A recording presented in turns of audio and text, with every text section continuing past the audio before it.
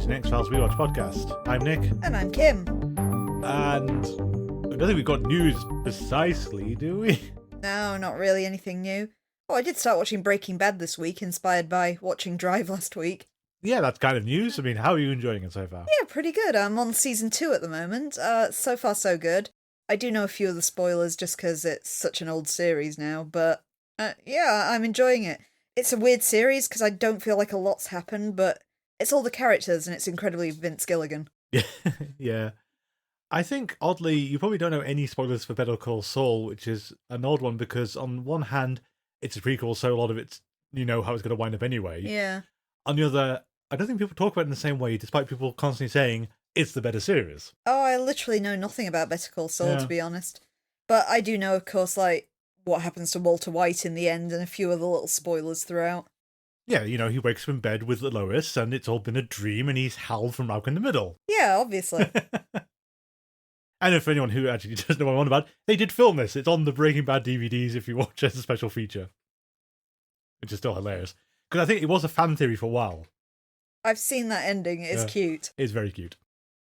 I don't think we've got anything else of note. I mean, we did... the reboot came into the news recently, didn't it, again? But basically, there's nothing new, is there? No. It just keeps cropping up for some reason. As far as I can tell, I got excited when I saw something like Collider pop up an article about it the other day. But it's exactly the same information we had, like, back in September or whenever it was first indicated that it was on the cards. Yeah, it might be even older than that, because I think that stuff I saw was from March last year. As it's not been cancelled yet. I mean, we know Albuquerque's dead, but...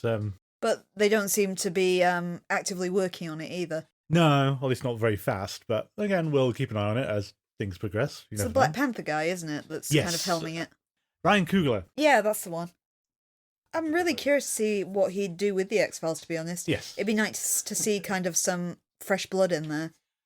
Yeah, I mean, we are starting to get there. I mean, we've been there since episode 1 in some ways, but at some point we're going to say, you need to wrest this project away from Chris Carter just as soon as possible. He's not allowed to near it anymore. It's odd how this is the thing I found with other reboots and remakes and updates to franchises. Like, I don't want Ridley Scott anywhere near the Alien series anymore. Just do not let him. I don't want Chris Carter anywhere near the X-Files. Nope. They did. Oh, George Lucas. You don't want George Lucas anywhere in Star Wars. That one's actually been fulfilled. And Star Wars also crashed into a tree, so that didn't work out exactly great either way. We're trying to avoid talking about the Bermuda Triangle. Yeah. We could talk about the much better horror movie also called Triangle that's kind of the same idea. Well, it's odd, isn't it? Because it's also on a cruise liner in the middle of the ocean with time warping stuff. Although Triangle is... It's one of the things that was Triangle, someone wrote an X-Files episode too late, and they made it into a feature film.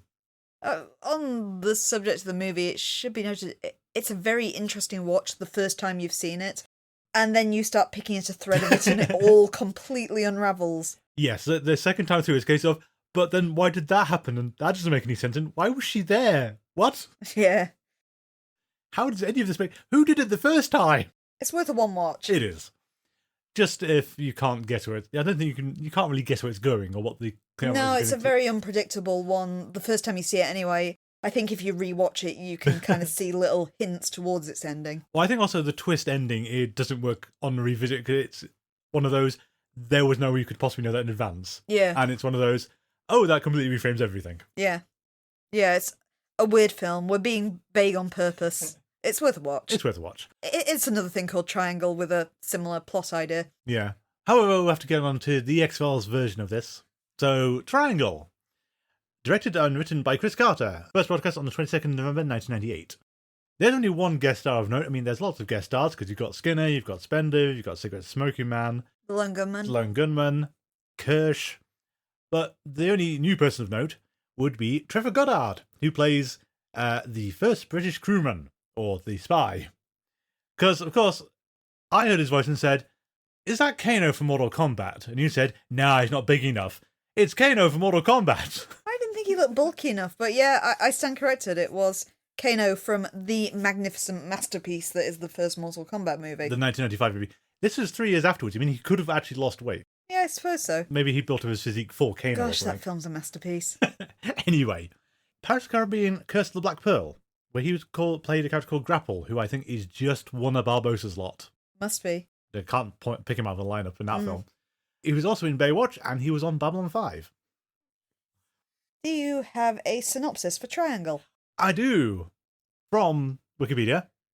Jess prepares to take Tommy, her autistic son, on a boat trip with her friend Greg, and hears the doorbell ring, but no one is there. Nice try.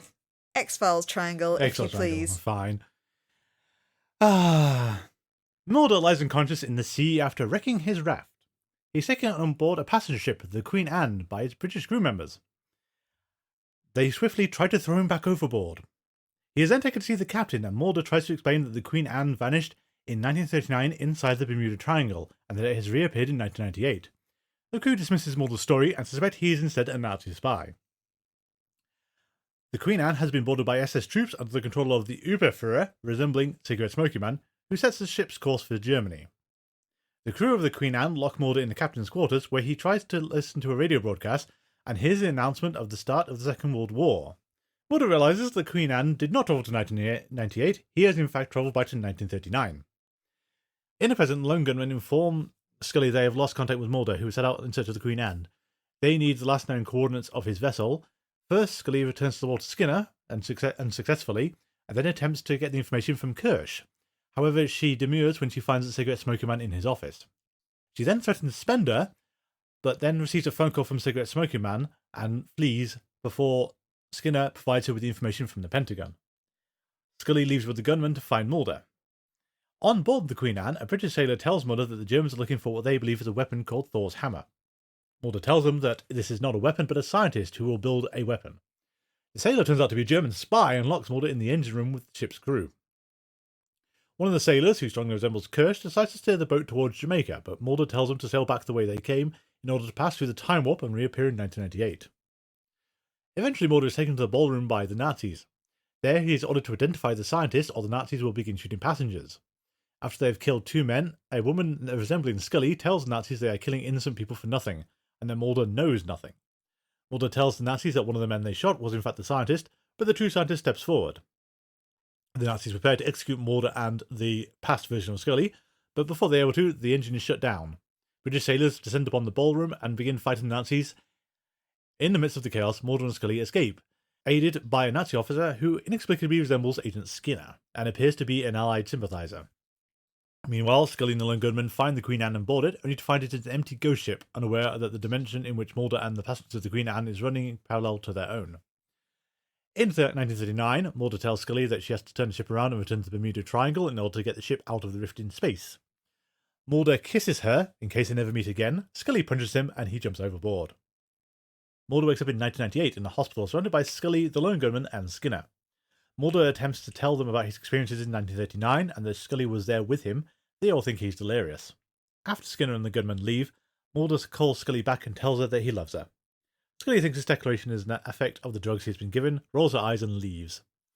As he lies down, Mulder winces as his cheek touches the pillow, the spot where Scully punched him in 1939. Mulder breaks into a knowing smile. Well, isn't that sweet? It's a synopsis, it's a mess. I mean, the episode's a mess. Before you begin, I should probably note that this is one of the most critically acclaimed episodes of The X-Files of all time, and there are very few negative reviews of it. And yet you hate it! I do hate it, yeah. I think one of the weirdest things with rewatching it is I can never really remember what happens in this episode, and it's because nothing does.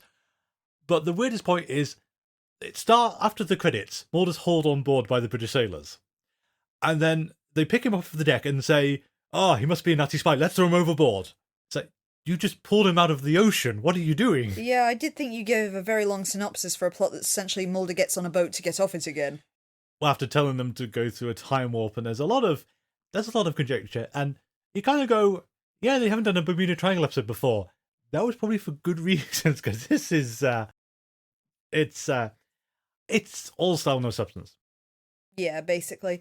The big inspiration for it was, of course, Rope by Alfred Hitchcock. Yeah. And it's one of these things where Rope's done it, and a few other things, Goodfellas is one of the other infamous examples of the continuous shot, is they were impressive at one point, but these days digital editing is so good you can usually hide them anyway. But this episode has really obvious points where the cutting is happening. It's not graceful and continuous shots with hidden edits. There's a lot of those kind of like swipes. Or just black spaces. The camera veers into a patch of black and then comes back out of it again, and you can hide so many troubles in there. Apparently the inspiration for this came back in The Red and the Black, where Chris Carter reportedly used so much film making that episode that the crew made him a little mock trophy for this just complete waste of film. So therefore he got the idea of, like, all right, how can I make an episode that uses the absolute minimum of film? And the answer is, of course, shooting it as one continuous shot. Assuming you can get everyone to hit their marks. Yeah, the problem is it was largely filmed on a Steadicam, which could only hold 4 minutes worth of film. So there's actually apparently something in the region of 34 cuts throughout the entire thing, which is rather a lot when you're thinking this is an episode that's under an hour long. I think that's the problem with it. Visually, it looks fine, and it's kind of nice in a sort of way to see the Wizard of Oz things. The Wizard of Oz thing's subtle, but it's when he wakes up in the bed at the end, you're going to go, oh, of course. Got a lot of other ones as well. The one I didn't pick up is Mulder's crash ship at the start is Lady Garland. Yeah, Judy Garland. But you also have, of course, the singer as Elmira Gulch and the Lollipop Guild. Oh, I missed that. So you've got both the Lollipop Guild, and I think Elmira Gulch is what the Wicked Witch of the West's alternative character is called in the real world, if I remember right. Okay. You know, the woman who wants to take away Toto. Yeah. It's interesting, though, we're sort of kind of presenting it as some of the characters are basically irredeemable, like Kirsch is oblivious, Cancerman is always evil, Spender is deputy evil, and Skinner will always be will always betray whichever side he's meant to be on. Yeah, actually, that's kind of an interesting point about the episode that was raised by Sherman and Pearson in Wanting to Believe, A Critical Guide to X-Files Millennium and the Lone Gunman, which I've remembered the name of this week at least. But they write a lot of the critiques of the series I've been reading while we've been doing this. But they called the characters in this dream Nazis. And they thought it was a good indication that this isn't really happening, and that it's just Mulder's subconscious while he's drowning. Because we've seen real Nazis in the series, and they're a lot scarier than these, like, caricatured, ridiculously over-the-top Nazis we have in this that are like Indiana Jones villains. That's a good point. So their argument was the dream Nazis are an argument towards none of this is actually happening. I think someone also noted that the timeline can't work for Piper Maru. Actually, no, Apocrypha. Okay. It's the age Cancerman is in that flashback when he's interviewing the survivor of the submarine. You're saying it couldn't actually be the Cancerman? Yeah, this can't be him. Well, or even you think based on what you saw previously in things like The Field Where I Died, it would have to be an ancestor of the Cancerman. Yeah, and I think someone else pointed out The Field Where I Died, it also confuses the timeline on Cancerman if he really was a Nazi commandant. But that's also if what happened in The Field Where I Died is genuine. I mean, we're going to go with it's not, because there's a whole can of worms if you open that up. Yeah. And we don't like it very much either. There's an interesting point with the German in the episode. Apparently, a lot of the criticisms of this episode are people who are native German speakers. Oh. Because it's really badly done. A lot of these are non-German speakers who have been learning it phonetically. Pigeon. So, yeah, there's a lot of incorrect words and things that haven't been pronounced correctly. And apparently some of the actors in this, you just can't tell what they're saying. But in particular, William B. Davis learned his lines in this over a 2-week period by having a German-speaking cast member record all his dialogue onto a cassette so he could just memorise it phonetically. Oh, that's kind of cool. And he always felt he did a remarkable job on this, but kind of commented on the fact that it only sounds that way to the English-speaking members of the crew. The German members of the crew were not so kind with him. No. He was very effective and sort of still had an air of menace, but as you said, yeah, this is Indiana Jones level of kind of goofiness, isn't it, ultimately? Yeah.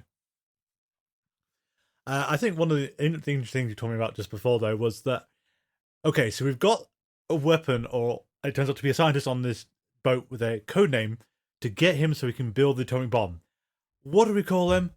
Thor's Hammer. Really dramatic, exciting name, and not, as you found out. Development of Substitute Materials was the code name for that project. Which, it's one of those whole... I know James Bond and things gives people the impression that you have exciting code names, but you don't. You have drab code names because otherwise people pay attention to them. Yeah. Thor's Hammer invites interest. Can totally understand changing it to Thor's Hammer for the sake of this episode. At the same time, that's nonsense. Well, again, that would be a good point of Mulder's making this all up. I was curious if there was an SS Anne that got sunk in that kind of area during World War II, and there wasn't.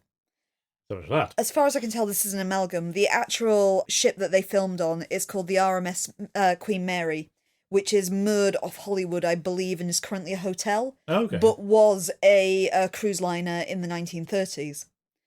The SS Queen Anne itself, there was a merchant freighter by that name that was torpedoed in 1943, I think it was, but it was off the coast of South Africa. Oh.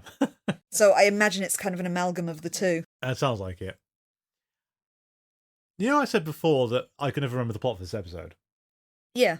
One of the bits I think where I really fall over a lot on this episode is one is that the actual threat of the episode is so nebulous because it's the whole Nazis are taking over the ship. That's bad. They're going to take it to Germany. That's bad.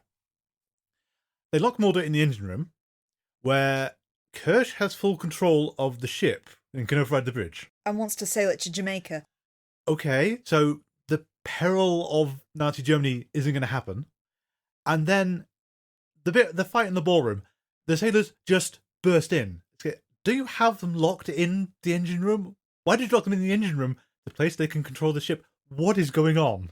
That's a very good point. This episode really doesn't make a lot of sense if you stress it.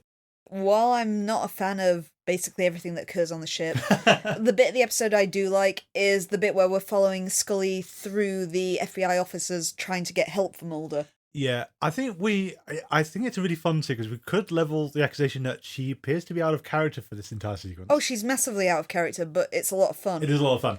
Especially when she kind of faces off with Spender. Yeah. But before we get to that, I think we need to touch on Kirsch quickly, because last week we said one of the things about Kirsch at the point of drive was we don't know what he knows. How deeply is he involved in the conspiracy? And this episode, we got a kind of answer. At least we've got a leading thing of cigarette smoking man's hanging around his office, just like he did with Skinner. Mm.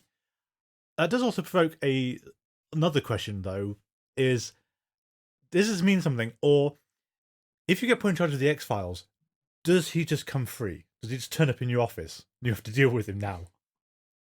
Except when he's meant to be dead. Enjoy your new office, just ignore the man in the corner. Yeah, he'll be smoking the entire time. The other thing that got me, though, was the movements. The whole tracking shot's really good, but Scully bursts out another door in Skinner's office. And you kind of want to say, isn't the point of having a secretary that you have to come in one way and you have to get past the secretary to get to Skinner, where there's another door you can bypass the secretary and just burst straight in if you wanted? Maybe it's just one of those doors that only opens from one side. It could be. It still feels weird though, doesn't it? Yeah, it's very weird. I also feel that you've got Cancer Man at his most dense in this episode. It's the bit where Scully bursts into Kirsch's office and sees Cancer Man there, backtracks rapidly, and kind of goes down to see Spender. While she's still in Spender's office, Cancer Man phones down to kind of warn Spender about it and doesn't recognise Scully's voice at all, despite the fact he's been dealing with her for years. Yeah, and pretends to be Fowley for a bit. Yeah. He's listened to how many audio recordings of you now, Scully? And then just kind of backtracks and says, wait a minute, who am I speaking to? Yeah. It's like, oh, please, you've gone downhill, sir. You knew what was happening. Mm. But we can talk about the threat, because I do like the threat to Spender. I've never seen her do this before. I think the problem with it as well is you got to factor in things like Blessing Way or even Endgame, anything where Mulder's been in trouble or disappeared before. She has never gone off the rails as fast as this over something like he might be lost at sea. But it's quite fun to see her threaten Spender. Yeah. I like the subtlety of Skinner helping her as well. The scene where he gives her the information she needs in the lift, and then as the doors open and Spender and Kirsch are outside, he immediately starts reprimanding her just to kind of cover his back. That was cute. And also the kiss. Well, I was building up to this. Do you know what? This, I had forgotten we even got this. This is, your ship has come in. Who saw that coming? I'm so happy. Did you remember this happening? No, I didn't. This is a surprise again. No, this came as a surprise to me. I didn't remember them ever kissing, but I'll take it. Yeah. Quite what Skinner thinks of this and conversations they have afterwards, we're never privy to, sadly. I think it'd be an awkward conversation, especially as the end of the episode kind of, as you said, indicates the fact that Mulder has a thing for Scully now. Yeah. This could be an awkward conversation had on the line about, yes, the time I kissed our superior. We'll just gloss that over. I think you did find a quote on this, and it is very telling how they've done this, because we noted right at the start, Chris Carter took inspiration from, amongst other things, the Avengers. And especially the Emma Peel period, which is a very will they won't there with her and John Steed, ultimately came down onto they won't. Because her husband came back from being missing just as they was actually edging towards actually getting into a relationship. And that was meant to be one of the big things, is that Mulder and Scully were not going to get together. This was going to be a professional relationship. They'd care about each other. But that was it. But now we have Mulder admitting his feelings to a possible dream construct of Scully in 1939. And later Scully herself, though, And she later thinks he's on drugs. Yeah. And we can put a bet. I mean, we know that he won't say this in Dreamland. But how often that's going to come up in the rest of the season is going to be an interesting thing to watch for. Yeah, it was a critique levelled at this by Cinefastique, Paula Vitaris again, who kind of complained about how many not kisses we've been had in the X-Files so far. The fact that, you have a kiss between Mulder and Scully and then it's dragged away of, no, it wasn't really a kiss, that's not genuine. Of course we've had that again in this episode now. And she punched him, and that doesn't cover anything either. We can get away with it if it's fake Scully in the past. Yeah. I do feel that as much as it makes sense to focus on the episode, how they've done, I still kind of want the scene of, Skinner arriving at hospital with Scully, and then seeing Montgomery there and going, oh, again? The disturbing thing that, as attractive as Mulder is, his only friends in the world are these 3 middle-aged computer geeks. Yeah, and as I noted before, he doesn't seem to like them that much. I reckon he does. He meets up and goes for, Philly cheesesteaks with them and stuff. Well, he does, but then other times, though, he seems really, less than pleased they're even around. Mm. I mean, we are pretty sure that Mulder's the same friends, but we can level the same accusation against Scully, because Scully's fledgling out-of-work stuff has evaporated. The last time we saw her have a night off, she was washing the dog, reading a book, and eating dinner alone. Yeah. And then Scully doesn't get dates anymore, and I guess her other friend was Melissa, who's unfortunately been deceased for a while now. Exactly. Even Small Potatoes kind of indicated that all Scully does in the evenings is work more. Yeah.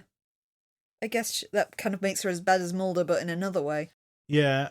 Well, Mulder's at least implied to do sports of some kind, so... He certainly plays basketball and stuff. I mean, he could just shoot hoops, I suppose, but... Yeah. I suppose it is one of these things about TV shows where you can't depict a whole circle of friends very easily without dragging them onto the major cast. But Mulder and Scully do seem to lead astonishingly lonely lives. Yeah. It's kind of characterful for Mulder, but it feels a bit off for Scully. Yeah. And I think you can extend out a cigarette smoking man, obviously, and Skinner are also very lonely.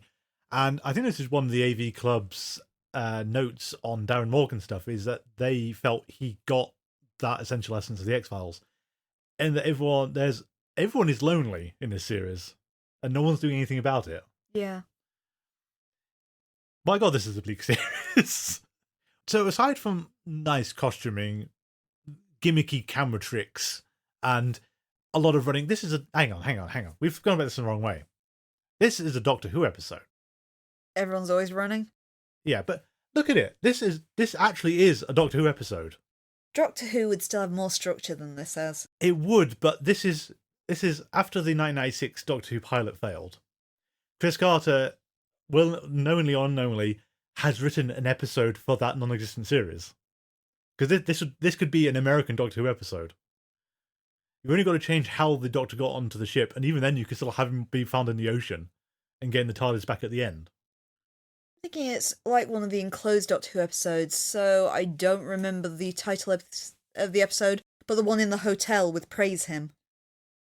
I only vaguely remember this one. It's like a group of people who awake, including the Doctor, and find themselves in a hotel, and there's a large Minotaur-like creature pursuing them through, but people keep breaking down and just kind of getting captured by the creature because they kind of...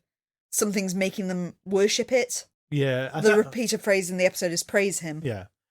But you can kind of see how this would be a low standard Doctor Who episode. But that's your structure for it, is Mulder has found himself trapped in a place where things are pursuing him. Yeah. But it was that comment about running down the endless corridors. Wait a minute. I could think of another TV series that does this. Mm. So, yeah, we'll write Triangle off as a substandard Doctor Who episode. A lot of people consider it to be one of the very best episodes of The X-Files, and certainly from a technical standpoint, it is one of the most technically interesting episodes of The X-Files. Yeah, and the period detail is nice, the costumes look good, people are acting well. We don't have anything to really get into, though. No, that's true. I also think it's a bit on the nose. We've had it in the past with, like, the Field Where I Died and stuff, but the characterising people who Mulder doesn't get on with as Nazis and things like Yeah. that. So the Cancer Man is the kind of Uberführer there, and Skinner is the Nazi who's also an Allied sympathiser. Yeah, Cancerman can just be a bad guy because he's involved in an apocalyptic plot as part of the syndicate to wipe out mankind. My question when I was watching it is why the analogy doesn't seem to go far enough, because Kirsch as the kind of engineer in the engines doesn't really parallel to how he is in real life. Yeah, I suspect it's purely because you can't pass Kirsch off as a Nazi officer. And there are other parallels as well, because there are people on the ship who I feel should correspond to people like the captain. Yes, and Who doesn't. doesn't? No, he's just no one. Yeah, it's the incompleteness of it is weird and muddies the water of genuine time warp or whether it's all Mulder's subconscious. And then you get into weird things like the boat vanishes at the end. Presumably it goes back through its time warp. Yeah, but it was empty. So. Well, it's kind of indicated that in the episode it's a bit confused, but that the ship hasn't come forward in time, Mulder's gone back in time. Yeah. So he needs them to go back through the time warp so he can get back to 1998 and not for that, not the other way round. I like the fact that his only solution to traveling through time is to leap off the front of a boat. So you sure this is going to work? You're not going to drown. And you do get those nice, kind of very complicated split shots when both Mulder and Scully are on the ship at the same time. So you have, like, one of them turning a corner and then the other one kind of running around it. Yeah, and they sense each other, which is an odd detail to put in. I'm not quite sure what we're going to make of that. But, again, there are multiple readings of the episode. Is it actual time travel? Is Mulder in an alternate dimension? Is Mulder dreaming the whole thing? We don't really get a clear answer. No, and that's reminded me that we made a big thing in Synchrony that the X-Files doesn't meddle with time travel very often, but this is the other one that we forget about every time. Which technically is time travel because Mulder has travelled back in time. Or he's almost drowned. This is just why his brain is cooked up in the meantime. Yeah. Either way, it's a remarkably pointless episode. That's fair. I think all it's really served to do is get Mulder and Scully in trouble with Kirsch again, which is a bit tedious already. This is like the second time they've done it. Yeah. Like, just stop, please. We know he's antagonistic, but come on. Do we have anything else, or shall we do something more fun? Yeah, let's move on to something a bit more interesting. Sorry, fans of Triangle. Okay, so next up we have Dreamland, directed by Kim Manners and written by John Gilnitz, or John Shaban, Vince Gilligan, and Frank Spotnitz. First broadcast on the 29th of November 1998. Guest stars. You thought Bryan Cranston did a lot. Michael McKean as Morris Fletcher. Who is in? This is Spinal Tap, obviously. Yay. He's in a film called Daryl, which I've seen and only vaguely remember. But he was in Clue as Mr. Green. Yep. Jumping Jack Flash. Short Circuit 2. Memoirs of an Invisible Man. Coneheads. Airheads. Noticing a theme here. Small Soldiers. Best in Show. Hunchback of Notre Dame 2. The Producers. The 2005 one. Weird. The Weird Al Yankovic Story. He was in The Simpsons multiple times, once as a Spinal Tap character. The Animaniacs. Star Trek Voyager. Callan in the City. Pinky and the Brain. Hey Arnold. Clerks, the animated series. Lone Gunman, obviously, and Harvey Birdman, Attorney at Law. Aw, he's had a good career. Thundercats 2012. SpongeBob SquarePants. Better Call Saul. The Good Place, and Good Omens. I thought you were at the end there. I thought it was at the end there, but no, it's second page. I'd forgotten he was in Good Place. Yeah, he was. He's a great actor. He's such good comic timing. Oh yeah, well, he's one who can do villainous and he can do comic roles very well. We also have Nora Dunn, who played Joanne Fletcher. She was in Extreme Ghostbusters. Okay. Pinky and the Brain. They were both in the same thing. Futurama. And she actually recognised this one. She's Morgan Proctor. She's not behind me, is she? No, I'm in front of you. Oh, is that her? That's her. I believe she's a Saturday Night Live alumnus as well. Yeah, that's what she does most of the time. Yeah. Pushing Daisies, Drop Dead Gorgeous, Zoolander, and sort of sadly, Southland Tales. Oh dear. Another one watch. And last, but not entirely least, is Michael B. Silver, who played Howard Grodin, who was in Jason Goes to Hell, Virtuosity, and Legally Blonde. Okay. So, would you like to tell us what happens in Dreamland from Wikipedia? Mulder and Scully drive out to the vague location of the Area 51 installation in Nevada. This is off the back of a tip that Mulder has received from an inside source. The tip itself is very vague, however it seems to concern an alien spacecraft. They don't get very far, as while they're driving down the highway, they are surrounded by jeeps, all carrying soldiers and led by Morris Fletcher, a man in black. As they are reprimanded, they hear a deep rumbling noise overhead, and a triangular craft flies above them, emitting a very bright light. As this occurs, Mulder and Fletcher find that their minds have been swapped into each other's bodies. However, nobody else present is aware or seem to have been affected by this. Fletcher and Scully depart, watched by the soldiers. Mulder, now in Morris Fletcher's body, is driven back to Area 51 along with two of his other men in black, Howard Grodin and Jeff Smooge. While there, Mulder receives an angry call from Joanne, Fletcher's wife, and goes to Fletcher's home. However, instead of joining Fletcher's wife, who is sleeping in the bedroom, he decides to sleep in an easy chair downstairs and dozes off while watching pornography. He's harshly woken by Joanne the next morning when he mumbles Scully's name. This causes a lot of drama, especially as the pornography is still playing away in the background. As Mulder changes, he receives a call from Smooge, who says that the military has found the wreckage of the craft from the previous night and found one of the human pilots alive. He's fused in a rock, but still technically alive. Another soldier who was piloting the ship, Captain Robert McDonough, has switched bodies with an elderly Hopi woman called Lana Chi. This is incredibly evident from McDonough's weird behaviour, nervous and speaking in a language he didn't previously know. Meanwhile, Scully and Fletcher, in Mulder's body, have returned to the FBI, where Fletcher is very quick to toady up to Kirch and apologise for all their poor behaviour, kind of shocking Scully as he promises that he's never going to do anything like this again. Mulder calls Scully and tries to explain to her over the phone that she is with a fake and that he indeed is the real Mulder. Scully is slow to believe this and asks Fletcher to pick up and listen in on the conversation. Fletcher decides that they should immediately go and report the incident to Kirsch, which further confuses Scully. She later goes to Mulder's apartment where she learns that Fletcher is sleeping with Assistant Director Kirsch's assistants. She tells him that they traced the call that Mulder made to her to a payphone near Area 51 and she suspects it's Mulder's informant. Fletcher is completely indifferent to this news and Scully loses her rag with him, sensing that this behaviour is very strange and is worried about his lack of concern for the X-Files, citing that he's acting like he's had a kind of mental breakdown or some kind of massive head trauma. Scully decides to investigate on her own and drives out to Area 51. She stops at a burnt-out gas station and finds a penny and a dime fused together. Earlier in the episode, we did see Mulder investigating the site. He found the attendant of the gas station fused to the floor, evidently hit by the strange wave from the crashed spaceship, and while trying to help him, is horrified when one of the soldiers on the scene shoots the man dead.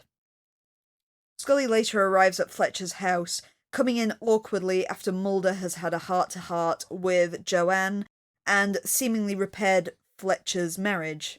Of course, this is ruined when another woman shows up on the door.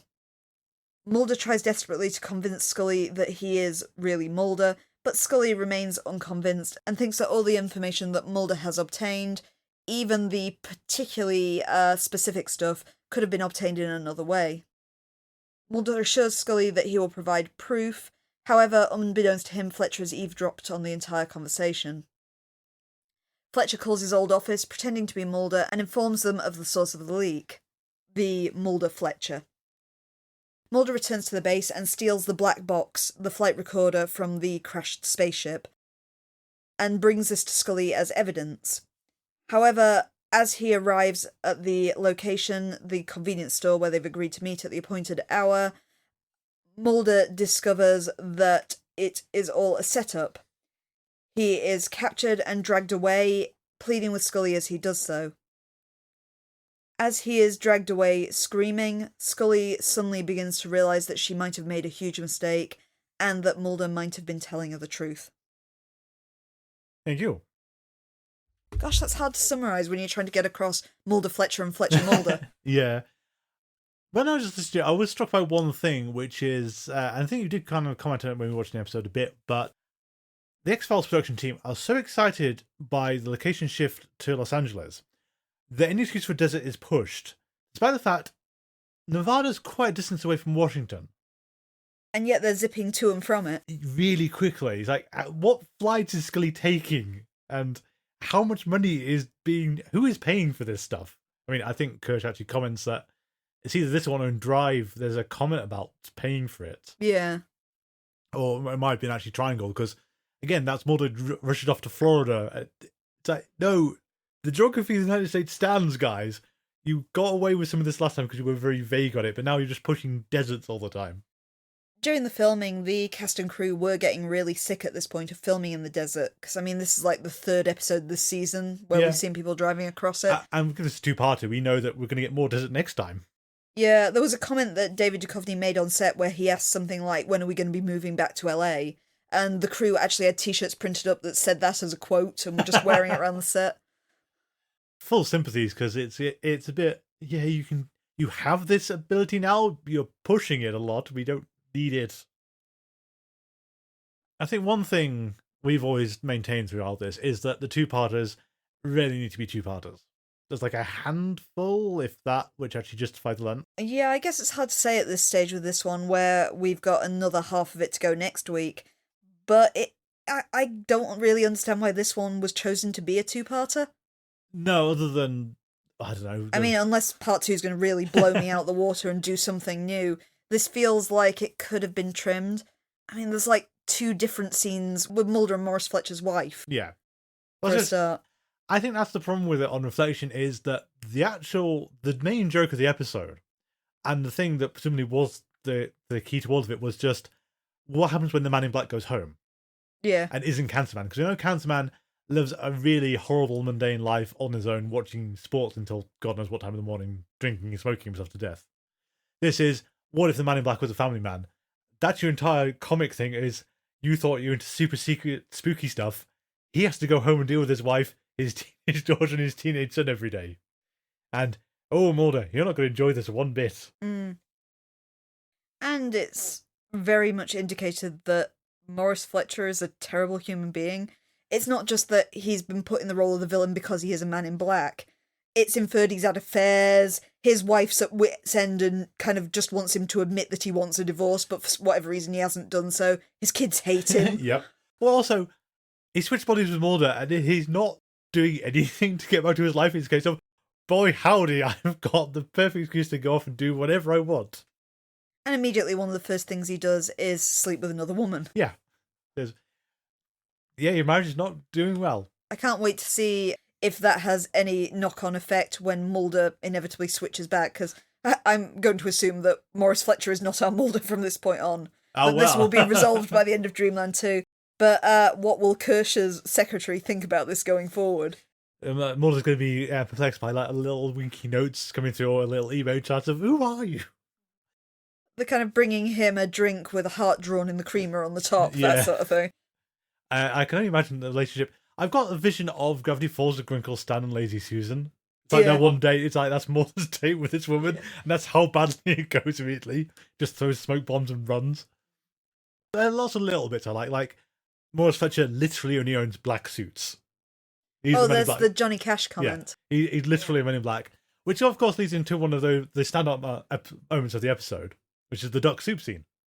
That's just spectacular. Apparently they originally wanted to do it as a special effect as well, but McKean and Duchovny expressed the fact that they just wanted to do this as a kind of routine, as it was in Duck Soup.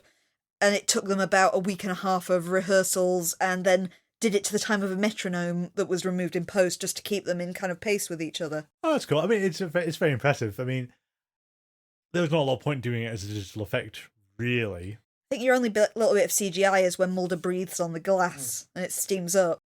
But it's nice to see them do that kind of thing. I mean, it's one of the only times they do it, though, which is the odd thing. Yeah. It's a bit of a weird kind of goof with the episode as well, because when they've done this body switch, even though, for example, Morris's wife is seeing Morris Fletcher, we as the audience are seeing Mulder in that role. Yeah. So the episode uses mirrors throughout to kind of show the character, you know, Mulder seeing himself as he's actually appearing, which is why we get this sequence with the kind of missing glass in the mirror and Michael McKean kind of imitating his movements on the other side like Duck Soup. But it does goof a few times. I mean, even later in that scene, we see the reflection on the mirror as Mulder behind him and things like that. And I think there's one early on with a rearview mirror of a car where you see the wrong one in it too. Yeah. So they don't always quite manage to stay with the symbolism in the episode. But they do for the most part. I mean, it's mostly there for gags. One of the bits I thought was really nice is the bit where Mulder's trying to prove himself to Scully. And it's, you go, oh, your name is Dan, Kathleen, Scully, and he goes over the bit, wait, no, everyone knows that bit. Okay, lately you've been eating this thing for lunch, and it goes into the detail of it. And she just dismisses it, and he's going, what, even the lunch thing? It's the badge number first. Your badge number is, oh, I don't know what your badge number is. But so the lunch detail, I love the lunch detail, because that actually is the kind of absolutely mind-numbing detail you're not going to pick up very easily. It's something like mixing bee pollen into a yogurt. Yeah. And it's just her dismissive of it. I mean, that would shake most people. That case of, really, how are they going to find that bit out? It is the usual body switch thing. The kind of Freaky Friday thing is all you have to do is say something that no one else would know. Yeah, and you'd like to think that Mulder and Scully would have that kind of rapport, but I suppose for the comedy, we've got to keep it going. There's a comedy horror film by Christopher Landon that came out a couple of years ago called Freaky. Yeah. That features Vince Vaughn as a serial killer swapping bodies with a teenage girl. But it's Vince Vaughn that's spectacular in it because it's him, you know, role-playing essentially as being this 16-year-old girl, but trying to convince her friends that he is this girl. So they do things like they have a secret handshake and stuff like that, which he does flawlessly. I mean, that's kind of what Mulder needs to get behind, but of course Scully is the mega skeptic, just won't buy this. And to be fair to Scully, that actually is kind of thing she needs to do, because given they've been subject to some really invasive surveillance, it's not implausible they would know it. I think it's just such a mundane thing to sort of try and prove it with. I mean, you should have made reference to the film events, but I suppose the conspiracy people know about that. Yeah. There must be something he knows, like what he gave her last Christmas or something like that. Or what he gave to her on her birthday in Tempest Fugit. Or a certain thing he said to her that no one else would know. Yeah. Like something that a conversation they had in the course of detours when they were in the depth of the woods. Yeah, remember that time you sang Jeremiah as a bullfrog? Yeah. Yeah, but apparently not. I do also feel that Mulder lucked out slightly with his body switch. Because it's when they're discussing the after effects of the crash, and they start throwing around gravitational pulses and temporal warping and everything else, and Mulder is right there with all his crackpot theories. He's 100% correct, it turns out, that this is all true. And everyone else just carries on with it normally. Although some of the men in black in the installation don't understand this any more than we do. One thing I don't think we've ever had implied before is, so these alien spacecraft apparently can warp space and time and all kinds of things. Never before has the X-Files insinuated that a crash can fuse people into other objects and switch planes around. It could just be a freak accident. We haven't seen one of these ones that aren't technically spaceships crash. That's true. I mean, you've seen an actual spaceship crash, not one of these ones like in Deep Throat that are military-grade planes that have been developed from spacecrafts. I just feel like a weird loop we haven't sort of hooked into. Is this one the same type of thing that was in Deep Throat? I mean, well, it looks like it. It does. I do like, though, again, it's the comedy moments of you found a guy fused with rock, which should be horrible, but he just kind of just look out of it, and then the other pilot is speaking Hopi. And there's a salamander with his head in a rock, and it seems perfectly fine. Gila monster. Gila monster. But then the comedy bit is when the Hopi woman shows up does the salutes and everything and apologizes for being out of uniform Yeah. and absolutely without leave. And it's, yeah, this is the comedy part of the episode. An inherently silly premise that we're going to do pretty straight. That was one of the most annoying goofs I found with the episodes related to the Hopi woman. Lana Chi is the name of the character. But it mentions that Lana Chi belongs to a specific reserve that is not actually a Hopi reserve. Alpha. There is a Hopi reserve in Arizona, I think it is, so there would be one that you could plausibly use. It's a bit far from Nevada. Yeah, the one that they specifically name drop, which I apologise, I cannot remember the name of the reserve, belongs to another Native American peoples. It's kind of off that they made such a big thing of the Navajo and all the stuff in Anasazi to then just be fast and loose with these other tribes. Yeah. What are you doing, Chris? I thought you cared about this. Apparently not. But to be fair, this is John Gilnet's. So, who's not been name checked in this episode so far? Maybe part 2 will get that one. Yeah, he does pop up from now and then. I think you mentioned earlier, John Gilnitz is the portmanteau of John Shaban, Vince Gilligan, and Frank Spotnitz names. Yes. We've seen him before, like the biker who was killed in Leonard Betts, for example. He just pops up from time to time and usually doesn't do too well out of it. Yeah, he was the neighbour in Wet Wild as well. The one who was killed in the hammock, wasn't it? Yes, having the affair with the blonde woman. The dog. I suppose that is one kind of annoying thing about the episode, is that Mulder's... He knows he's behind enemy lines. He's in Area 51, a place he never thought he'd ever get in a million years, has all this access, and instead gets stuck with his domestic stuff. At the same time, though, he gets called to that gas station when the military go and look at it, and breaks character almost immediately. You know, you've dealt with these people before. You've seen them kill other people for less. Just in the previous episode, we saw the fact that Mulder cannot get his head around the fact that the people he was dealing with were not his friends. Yeah. You know, the shouting at Skinner when you can plainly see it's a Nazi officer in 1939. Mulder, do you have a problem distinguishing reality and fantasy? Actually, yes, you do. I think we can safely say, but... I'm imagining that infographic from Father Ted. Oh, yeah, Dreams and Reality. Dreams and Reality just kind of crossing over. But yeah. Yeah, but it's a frustrating thing with Mulder, is like, this deep in, you'd think you'd know that, yeah, these people probably are going to kill without asking questions. And that you're not necessarily in danger. If you start acting erratically as a Men in Black, you're going to disappear. Yes.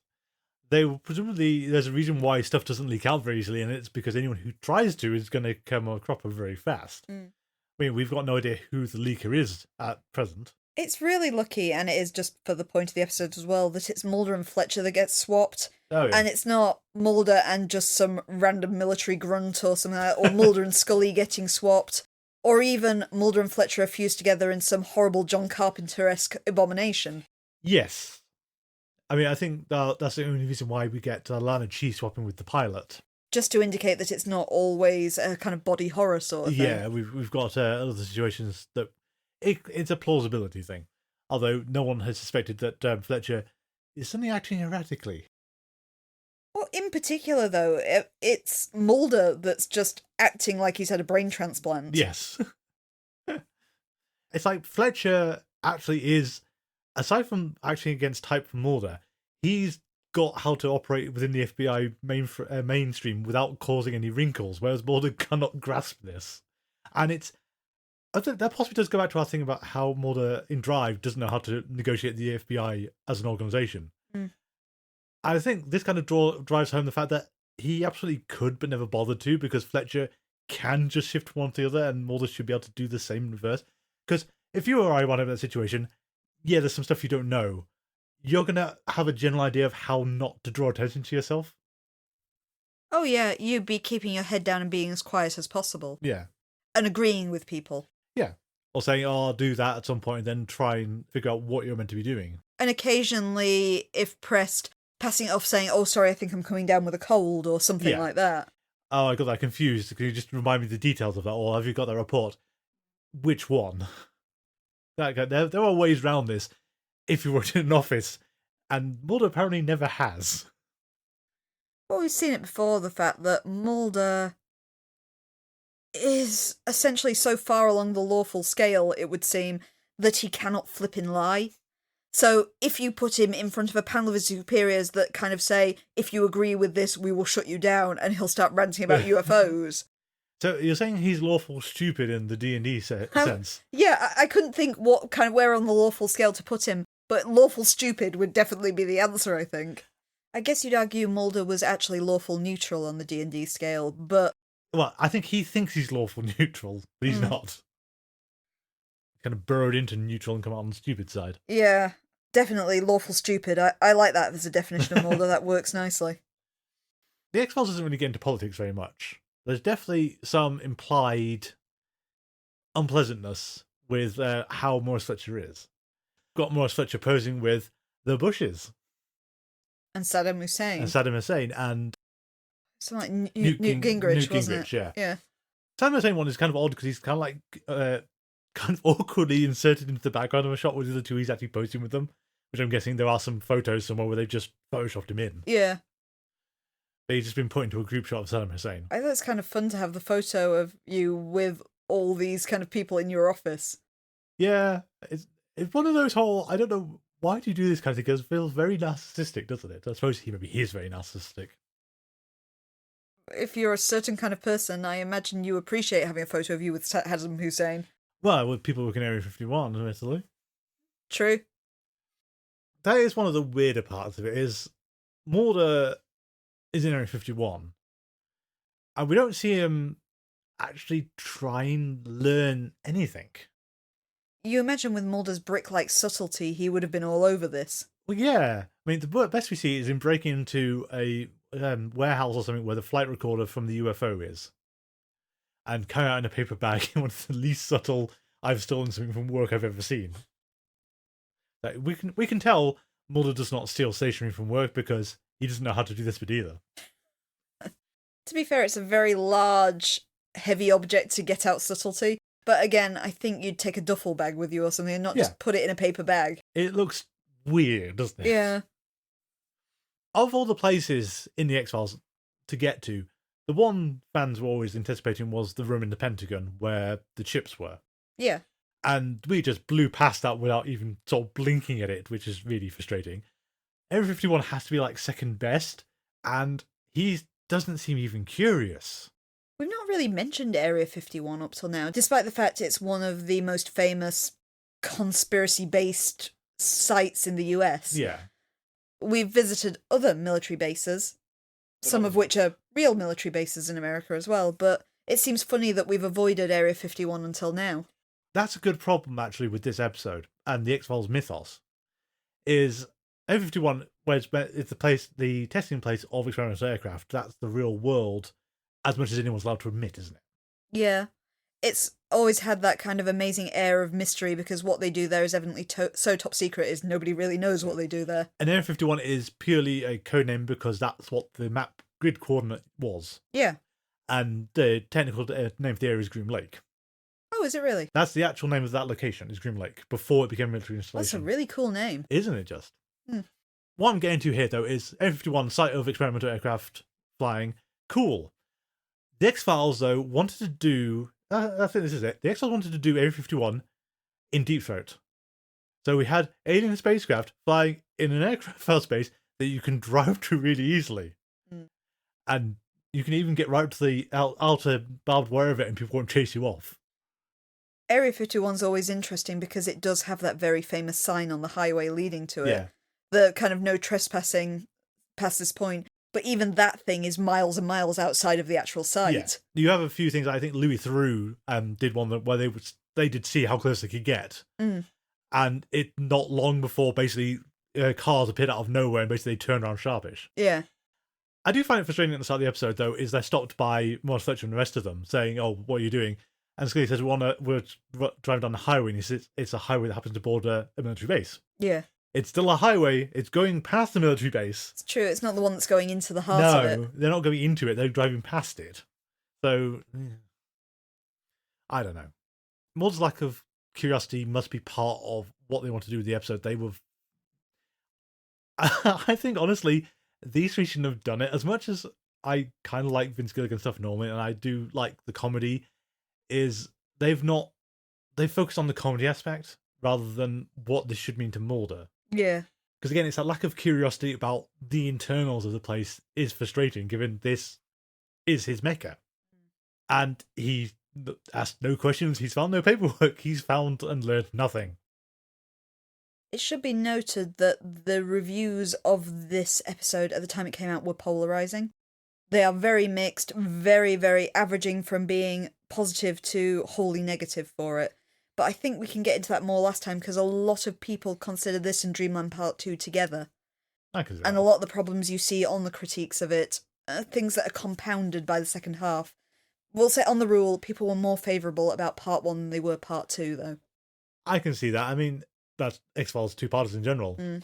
But I do think I always come back to the whole point of this joke was the man in black has a really horrible domestic mundane life. He is not doing secret government stuff all the time. He has to deal with a wife and kids. It's a good joke, but it's not enough to carry a two-parter, unfortunately. No. And I think you can see, might be more obvious when we get to the second part. I think you can already see the scars where this was a one-off and someone has said, let's build it out a bit. There's some more stuff you can do with it. And it turns out, no, there isn't. It's kind of interesting in the fact that essentially this is a Monster of the Week episode. It's not really tied in with the conspiracy. But it should be. And this is our first two-part Monster of the Week episode. It's not something the X-Files has tried before. No. But given it involves the UFOs from Deep Throat, alien technology in general, this should be a conspiracy episode. But it's not. It doesn't tie into the conspiracy at all. Like, Cancer Man should be in here somewhere. Mm. I mean, it might be confusing if we had more than one Cancer Man around. I will say that we sound like we're slamming another episode today. It's a fun episode. It's a fun episode and I don't hate it. No. I just don't think it's as good as it could have been. No, and I think it's that you can pick the actual highlights out of the episode really, really easily. It's like Scully sparing at Mulder. The first time round with Mulder and Joanne is great. And the duck soup bit. I kind of like some of the second scene with Joanne, just the bit where he's managed to give her the impression he's impotent. Yeah. And then it's sort of, she's feeling happy and smiling, and then Scully knocks on the door, and the fact she just slaps him immediately and calls him a pig. But they are two scenes that could be merged. You could have done that if you as well. take the impotency bit right after she caught him watching pornography, and then have the bit with the kids, you've got the two scenes merged together quite seamlessly. And then Scully's at the door. Yeah. I think that whole might bear out as that was meant to be just one scene. Because it also, that cuts down the travel issue because we've got Scully going to and from Washington very fast. I think you've there got the problem when you said that the crux of the episode is Man in Black has a boring home life. Is his entire family are basically caricatures now I think of it? Yes. You've got the wife who's at wit's end who just really wants him to admit he wants a divorce, but won't instigate it herself for some reason. Yeah, and also got to this point of constantly asking for something and never getting it, like just pick up the milk on the way home and failing to do that. And then she sort of does the passive-aggressive, she's going to make breakfast without the milk because you drove me to this, Morris. Yeah. And then you've got the two teenage kids who are just teenage kids. And there's not really more to them. The older teen who wants a nose pierced, and I like the fact, though, that the first half of the conversation is implied and everyone knows what to talk about except Mulder. So he's got to try and get some context clues and goes way off course. Doesn't Mulder go with rhinoplasty or something? He does go with rhinoplasty, which is funny. Yeah, and then you have the boy who historically has been called Terry, but has decided that Terry's a name for wimps. He wants to be Terrence. I suppose we've got some lingering questions, which are, who is Mulder's confidential source? What on earth were they trying to do? And is there a way to reverse this? Is there a way to reverse? Or do we have to... Is Michael Keane going to become a mainstay of the series? I did mention it before, but Michael McKean is in 4 episodes total. So we've got Dreamland 1 and 2. He'll show up in season 7? I think he has a brief cameo in 3 of a Kind. Yep. And then Jump the Shark. Jump the Shark, which was season 9. So, and then, as we said, he'll show up in Lone Gunman, reprising the role again, because we're connected universes here. Morris is a great character. We like Morris. It's all completely down to Michael McKean. It's much like we said about Bryan Cranston last week. He is just the perfectly cast actor for the role. There wasn't the first choice. Who was the first choice? Gary Shandling. He just couldn't do it due to schedule conflicts. Interestingly, for those who don't know, Gary Shandling will turn up in the X-Files. Not next season. Season 7. Season 7 will get Gary Shandling in an interesting role, shall we say. I look forward to that one. Like Triangle, but not in the same way, because at least this one has moments that made you laugh, is there's not, as you said, the episode's spread too thin, because I don't think there's anything in the middle of Dreamland. It's like a succession of gags with a Monster of the Week plot spliced onto it. Yeah, it's funny, it's enjoyable, but I think that we could have cut a lot and made this a one-parter. Of course, time will tell. Maybe I'll be saying something different next week when we've seen what happens in the second half. Maybe. I think we're starting to see already. We said last week, when I asked everyone on Twitter what were their thoughts about the season, there was that one that came back and said it lent too much into the kind of silly one-off comedy episodes. I think we're already starting to see a bit how they came to this opinion. A bit, yeah. It's frustrating because I want to like Dreamland more than I did, but rewatching it for this, it was such a slog, even this first episode. Mm. There are really great moments, and then there's a lot of the connective tissue, which is really hard to care about. Yeah, true. And I think that's the problem with it. I think this is a bad Monster of the Week episode with unexpectedly good incidental moments. And a great guest star. And that's it basically means it surfs its way on the wave of mediocrity. Yeah. And can't ever escape the twin pulls. And again, as you said, this is a 2-part Monster of the Week episode. We've never had one of those. I don't think we ever do again. Mm. Why did we? We'll find out next week. So next week, obviously, is Dreamland Part 2 and The Ghosts Who Stole Christmas. I seem to remember there's another light-hearted one. It is a light-hearted one. I do know I like this one more than you do, or have done in previous watches. Well, we'll see. There have been ones before that I didn't remember fondly that I did enjoy, like Home. Yes, that was quite a surprise to rewatch that one, actually. In the meantime, if you'd like to get hold of us, our email address is thingsagainstrange42@gmail.com. Alternatively, you can also find me on social media, and please do if you would like me to promote anything at the start of the show. So that's like any conventions, any fan projects you've got on the go, any other little bits of X-Files stuff that you want me to be aware of. You can find us on Twitter and Tumblr under GetStrange42.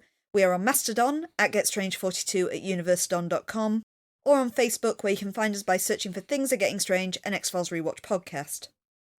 Additionally, and if you're not sick of my voice right now, I also have a channel on Twitch TV called AdverseCamber42, and also on YouTube with the same name, where I stream 3 times a week, Mondays and Wednesdays at 8 PM, and Fridays at 5 PM GMT. I just play through whatever I'm currently got on the go on the PlayStation 5. It's currently Yakuza Like a Dragon, though do check out my Twitch and YouTube now. The episode will still be up, because I did do a bonus episode at the weekend where I played through the entire first chapter of Poppy Playtime, which is a kind of episodic horror game on PlayStation 5. We have a Patreon, patreon.com/thingsgettingstrange, where for as little as $3 a month, you can see our Let's Play of the first X-Files game, the PSX, PC, whatever one, with less Mulder and Scully in it than you might imagine. And a lot of very awkward, silly deaths as we, say the wrong thing to Mr. X and he kills us with an ice pick. Poor long-suffering Wilmore. I don't feel that sorry for him. $3 a month gets you access to everything, and our attempted review of Catatonia's Mulder and Scully. Give us a little bit more, and we'll read out your name at the end of the episode. Our theme music is a vision by Kevin MacLeod. You can find it at compotech.com, licensed under Creative Commons by Attribution 3.0. Thank you all for listening, and until next time, please remember, he's not me.